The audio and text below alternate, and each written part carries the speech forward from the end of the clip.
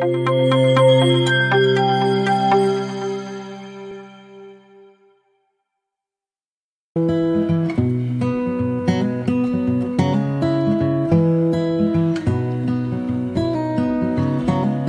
Smart Student di Smart Campus. Kali ini bersama kelas Metaverse Universitas Bina Dharma, kita akan kuliah di salah satu mata kuliah pada program studi Teknik Informatika, yaitu mata kuliah Simulasi dan Pemodelan.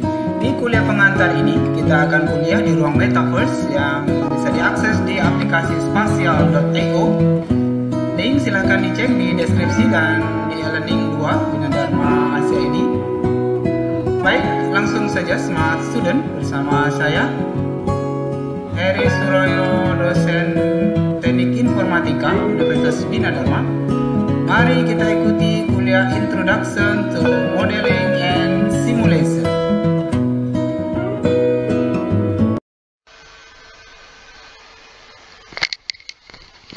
Baik, kali ini di kuliah pengantar untuk mata kuliah pemodelan dan simulasi, kita mencoba kuliah dengan menggunakan Metaverse ya. Jadi sekarang kita sedang berada di ruang Metaverse. Nanti bisa diakses linknya kalau mau masuk ke ruang Metaverse-nya ya. Baik, ada materi apa saja di pengantar simulasi dan pemodelan ini ya. Konsepnya sebenarnya simpel ya, simulasi dan pemodelan. Ada dua kata berarti ya, ada kata pemodelan dan simulasi. Pemodelan secara umum bisa didefinisikan sebagai proses merepresentasikan sebuah model yang meliputi konstruksi dan pengerjaannya. Jadi model ini memang dibuat semirip mungkin dengan sistem nyata atau di dunia realnya itu ya. Dan pemodelan biasanya digunakan untuk membantu menganalisa, memprediksi efek perubahan pada sebuah sistem. Atau dengan kata lain, pemodelan adalah membuat model yang mewakili suatu sistem, termasuk propertinya. Ini adalah tindakan untuk atau proses yang kita lakukan pada saat membangun sebuah model. Itu kemudian kalau konsep simulasi atau kompletnya simulasi sistem itu bisa kita artikan sebagai pengoperasian dari sebuah model. Nah, jadi tahapannya saat sebuah model sudah selesai kita bangun ya, maka kita akan mulai mengoperasikan gitu ya. Pada saat kita mengoperasikan sebuah model itulah maka bisa kita sebut kita sedang melakukan sebuah simulasi ya.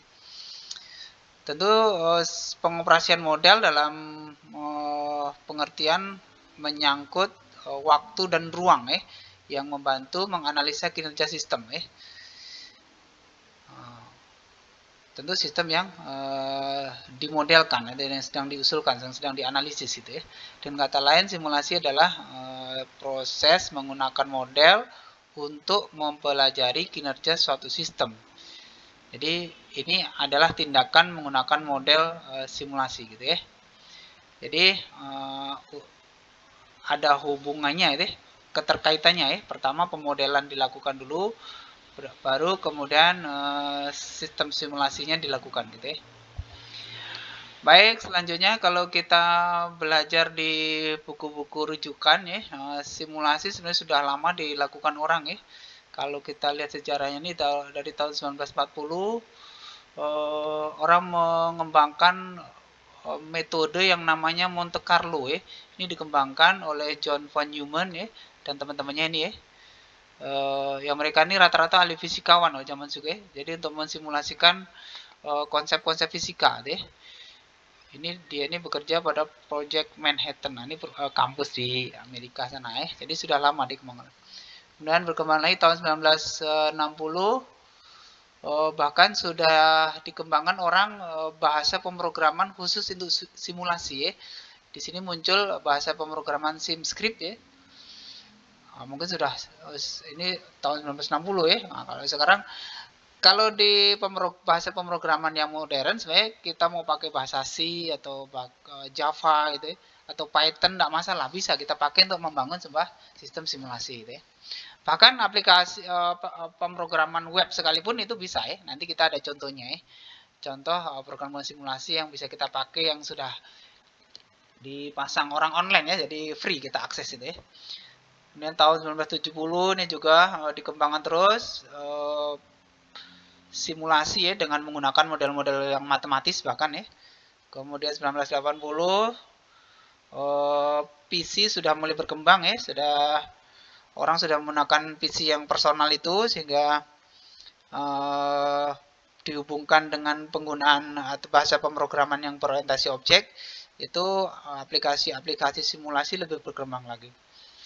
Kemudian tahun 1990 sampai sekarang itu kalau kamu di kelas, kamu belajar jaringan, kamu menggunakan Cisco Packet Tracer ya, itu adalah contoh aplikasi simulasi yang sudah sangat familiar ya. Nah, kamu yang mau belajar jaringan, nah gitu ya.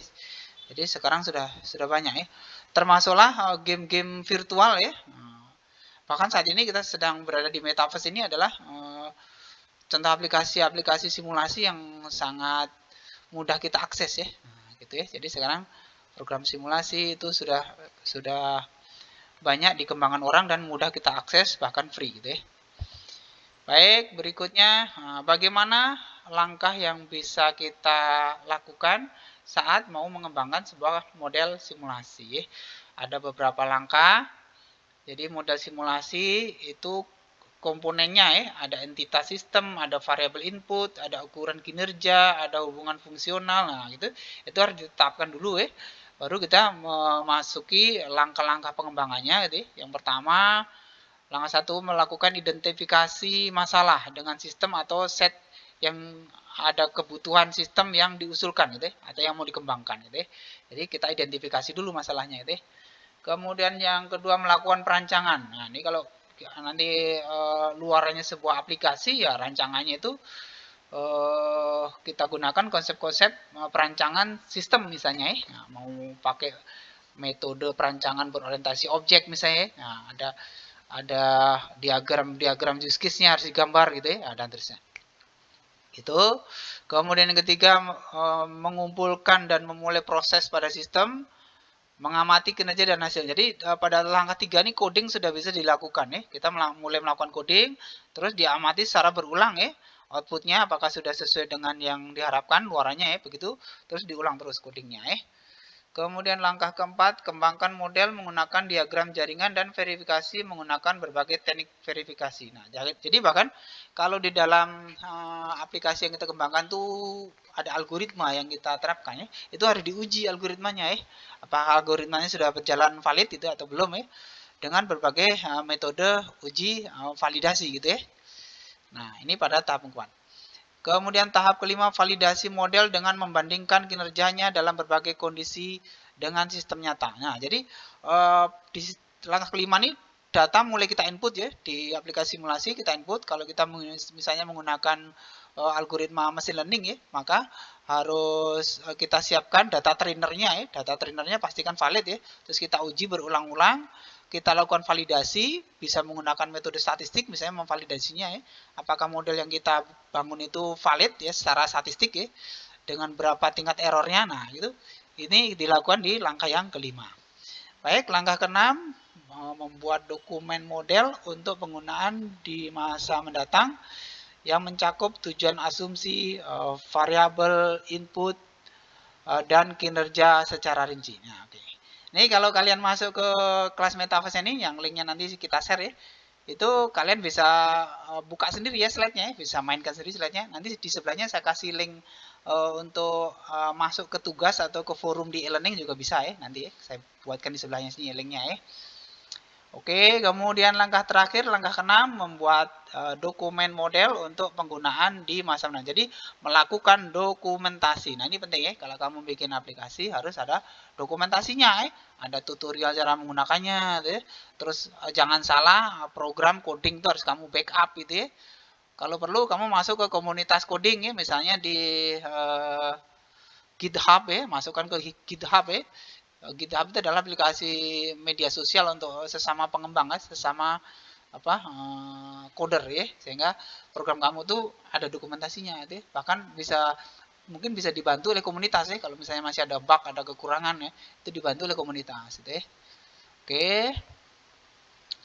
Kemudian berikutnya bagaimana melakukan langkah analisis simulasi. Nah, jadi kalau model sudah kita bangun, kita lakukan pengujian, berikutnya kita melakukan tahapan analisis ya terhadap simulasinya ya.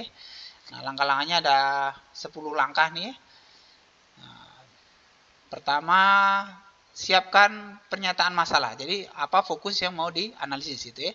Kemudian yang kedua, pilih variabel input dan buat entitas untuk proses simulasi. Ada dua jenis variabel, keputusan dan variabel tak terkendali. Variabel keputusan dikendalikan oleh programmer, sedangkan variabel tidak terkendali adalah variabel acak. Nah, ini ada muncul sekarang istilah variabel acak ya. Jadi memang nanti dalam simulasi kita akan sering menggunakan data random gitu ya untuk menginput data ke simulator gitu ya. Supaya proses simulasi atau pemodelannya itu bisa dilakukan secara efisien ya. Ya, nanti bilangan acak akan kita bahas di pertemuan khusus ya di sesi berikutnya nanti ya. Oke, kemudian ketiga membuat kendala pada variabel keputusan dengan menetapkan ke proses simulasi gitu ya. Jadi mengamati variabel yang berjalan ya, apa sesuai dengan yang ditargetkan ya, sesuai dengan algoritma yang digunakan misalnya. Tentukan variabel output. Kemudian langkah kelima, kumpulkan data sistem kehidupan nyata untuk dimasukkan ke dalam simulasi. Jadi mengumpulkan sistem di dunia real maksudnya gitu ya. Nah, karena simulasi selalu biasanya digunakan atau dikembangkan untuk meniru kejadian sistem di dunia real gitu ya. Kembangkan diagram alur yang menunjukkan kemajuan proses simulasi. Nah, pilih perangkat lunak simulasi yang sesuai. Nah, ada banyak perangkat lunak simulator ya. Nah, kita harus memilih mana yang sesuai gitu ya. Verifikasi model simulasi dengan membandingkan hasilnya dengan sistem nyata. Nah, jadi verifikasi ini bahkan dilakukan berulang-ulang ya. Apakah sudah sesuai realnya dengan dunia nyata ya. Nah, kemudian yang ke-9, lakukan eksperimen pada model dengan mengubah nilai variabel untuk menemukan solusi terbaik. Nah, jadi nilai variabel inputan kadang kita variasi gitu ya, lalu kita amati ya. Kita uji validasi dengan metode statistik boleh ya.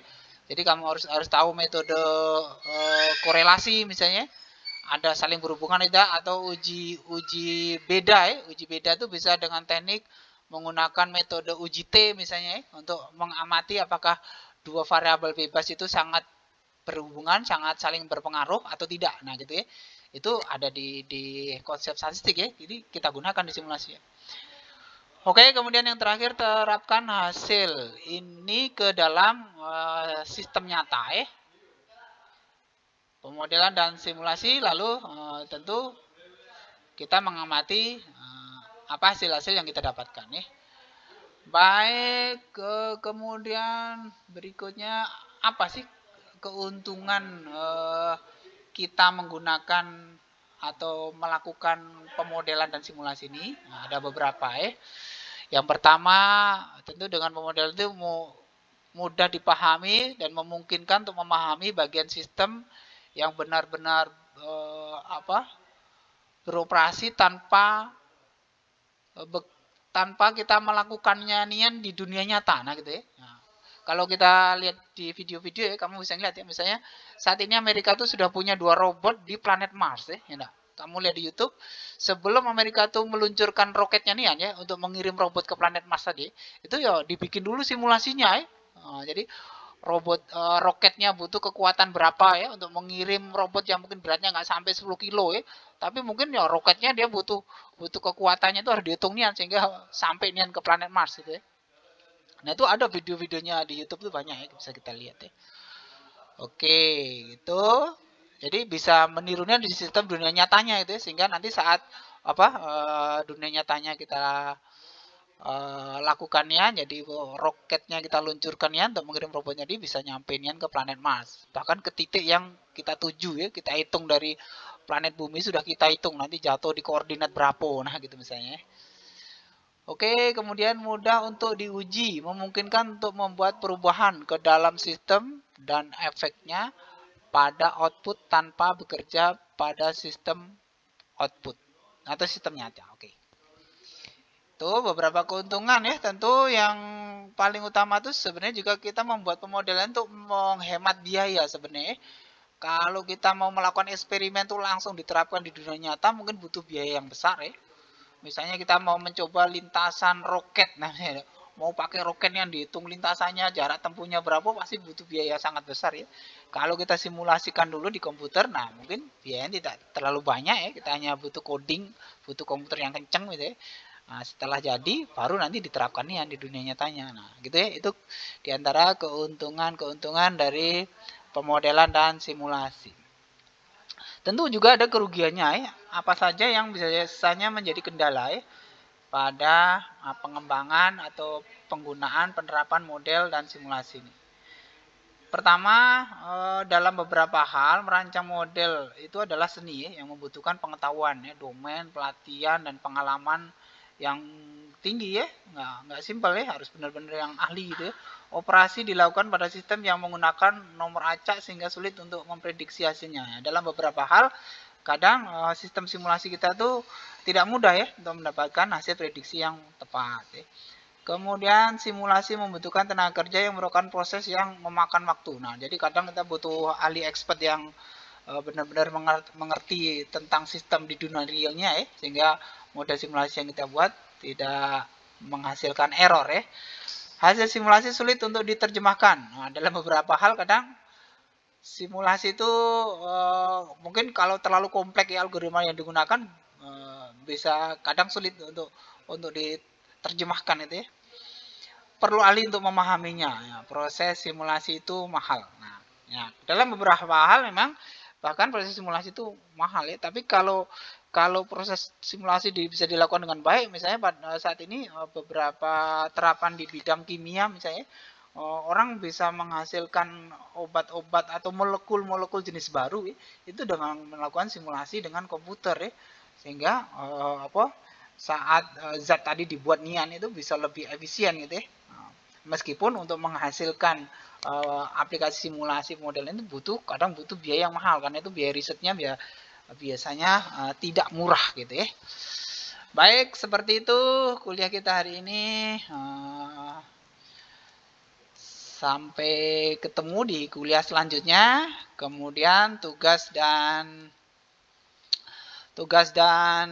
forum silahkan aktif di e-learning ya. Nanti kita buat linknya di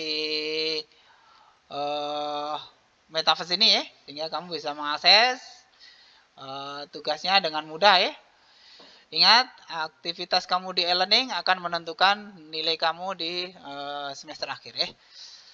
Terima kasih, sampai ketemu. Assalamualaikum warahmatullahi wabarakatuh.